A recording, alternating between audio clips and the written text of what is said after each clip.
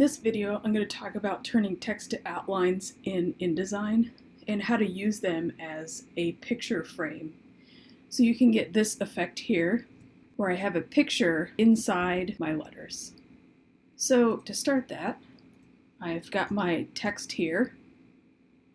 Anytime you make your text outlines, whether it's in Illustrator or InDesign, it's always a good idea to drag a copy off to the side before you make outlines. Remember, once you make text outlines, these are now shapes. You can't double click, you can't highlight, you can't change the size or the style after they've been made outlines.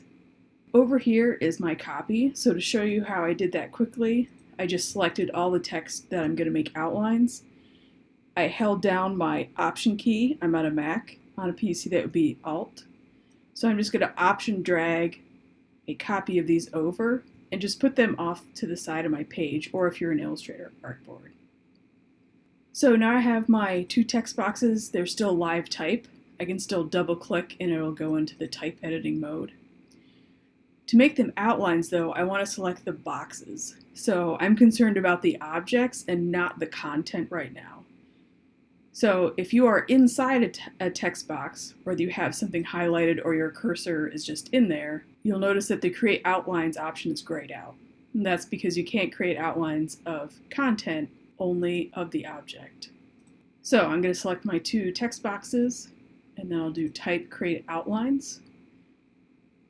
And you'll notice that their appearance changes. Now you can see all of the anchor points. So it translated the vector drawing of the font into shapes. So I have two words selected here. So I'm going to do this as one word and then two to show you the difference.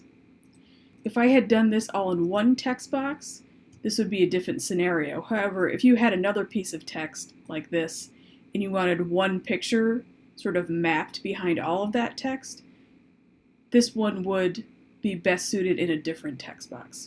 I'll show you how to do this from one text box and from two. So I'm just going to make a quick copy of this. So I just held Shift and Option, or on a PC, Alt, and dragged another copy here. If I double click on this, I can't get inside it, and that is because it's an object. So this has been made outlines, and if I do Command D on a PC, Control D, that's the same as File Place. And I'll choose my graphic. And there I have it.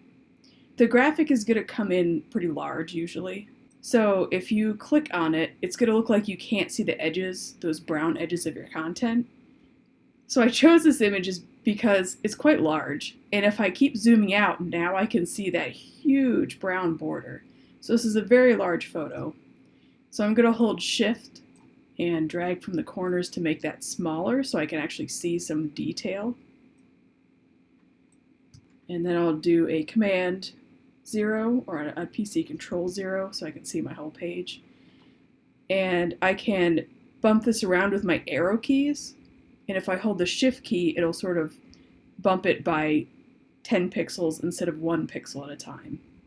So I'm going to choose the exact part that I want to be in those letters, and I'm good to go. So now that this is in this format, it's just basically a complicated picture frame, but it still has content in it. I still have that little target symbol. I can still go to my direct selection tool, and if I click, see, I get that brown border back. So once you've got text with outlines and you place a graphic in there, that link is still a link like in any other picture frame. You just have a really complicated frame. All right, so I'm going to move that off to the side. And let's look at this one with multiple text boxes. So these are two different objects, so I can't just select both. If I try to place a graphic now, it's just going to load on my cursor because InDesign doesn't know what to do with it. So I'll click Escape, so you might think, oh, well, I could group these things. So I did a Command G. On a PC, that would be Control G, or it would be Object Group.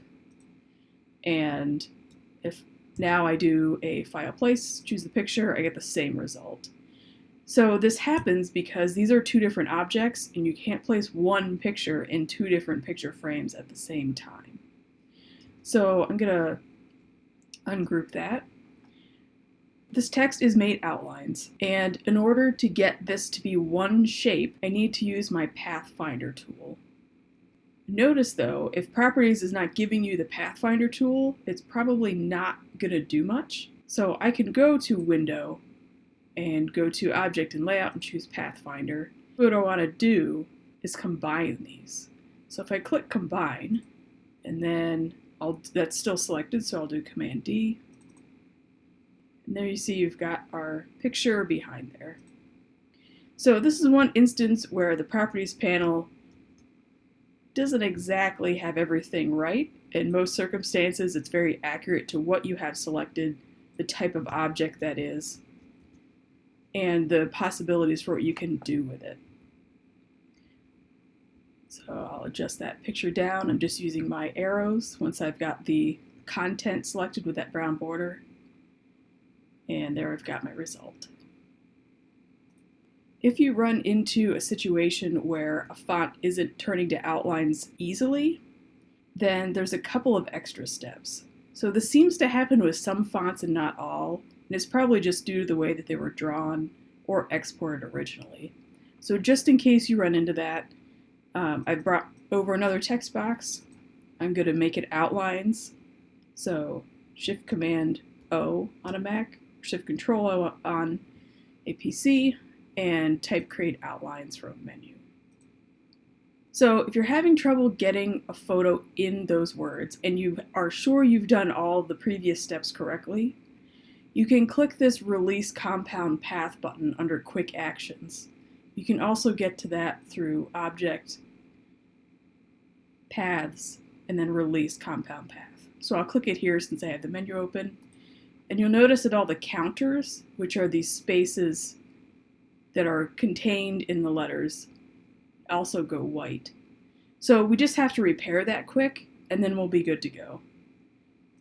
So you need to select all three, so I'm just holding Shift and clicking on all three parts of this B. And then in my Pathfinder, I'm going to look for the Subtract option. So continue that process with any other letter that has a hole in it. So select all the pieces of that letter, and then click Subtract, and you'll be all set.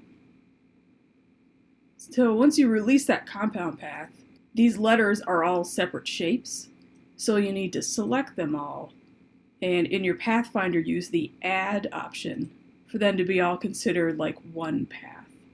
Now you can do your file place, choose your image, and you're good to go. So that's a quick run through of how to make type into outlines in InDesign so that you can transform it into a frame for a linked graphic.